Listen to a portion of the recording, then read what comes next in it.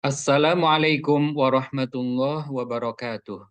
Perkenalkan, nama saya Muhammad Alfan. Pada kesempatan kali ini, saya ingin menjelaskan dan memberi contoh bagaimana penerapan teori konstruktivisme dalam pembelajaran gramatika bahasa Arab.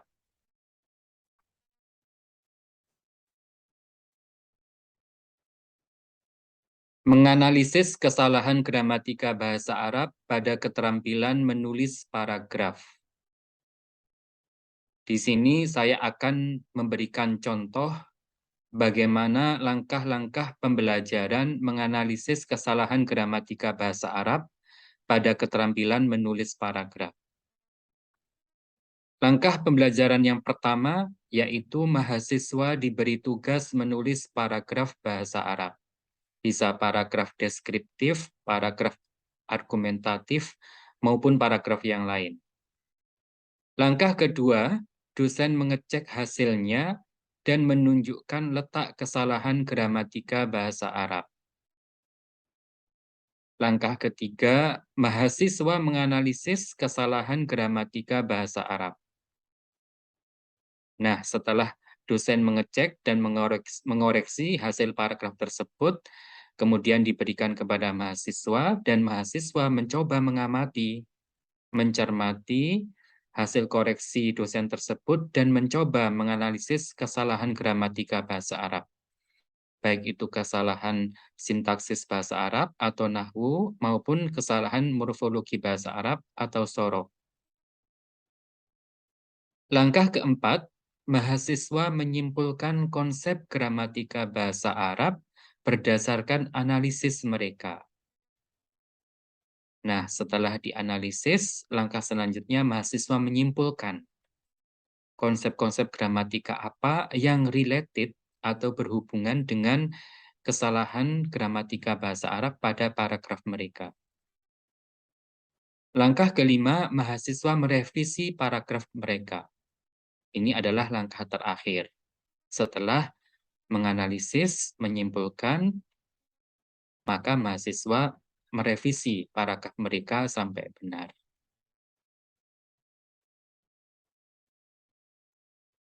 Analisis langkah pembelajaran berdasarkan teori konstruktivisme.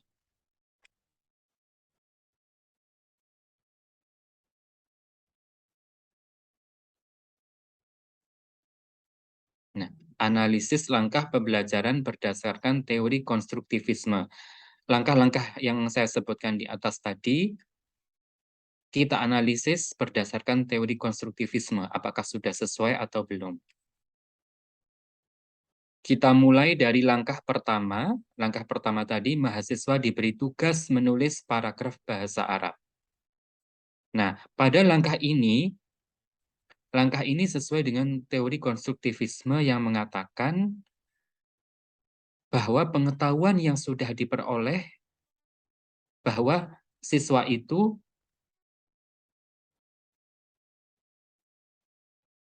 bahwa dalam teori konstruktivisme itu pengetahuan yang sudah diperoleh dapat digunakan untuk membentuk pengetahuan baru. Ini salah satu prinsip teori konstruktivisme. Langkah kedua, dosen mengecek dan menunjukkan kesalahan gramatika bahasa Arab. Nah, ini juga sesuai dengan teori konstruktivisme yang mengatakan bahwa kesalahan dalam pembelajaran itu memberikan kontribusi. Kesalahan dalam pembelajaran itu memberi kontribusi tersendiri. Langkah ketiga, mahasiswa menganalisis kesalahan gramatika bahasa Arab.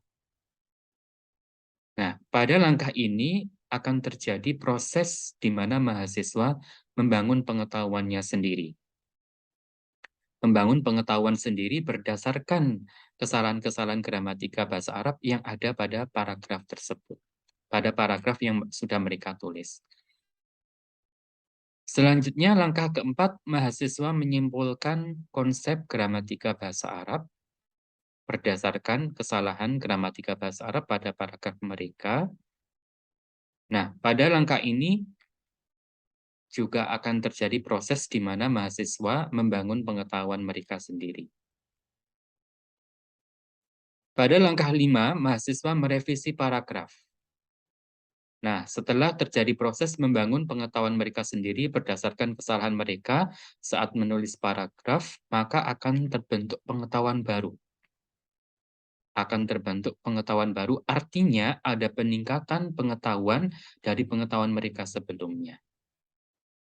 Inilah analisis langkah pembelajaran, eee, menulis analisis kesalahan gramatika bahasa Arab pada, penulisan paragraf berdasarkan teori konstruktivisme.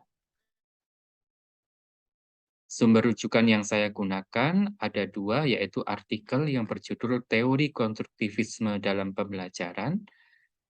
Saya dapatkan dari Jurnal Islamika, volume 1 nomor 2, halaman 79 sampai 88, dan artikel jurnal berjudul Teori dan Praktek Pendekatan Konstruktivisme dalam Pembelajaran. Saya peroleh dari Jurnal Edunomik, volume 4 nomor 1, halaman 1 sampai 12. Demikian yang bisa saya sampaikan. Terima kasih. Assalamualaikum warahmatullahi wabarakatuh.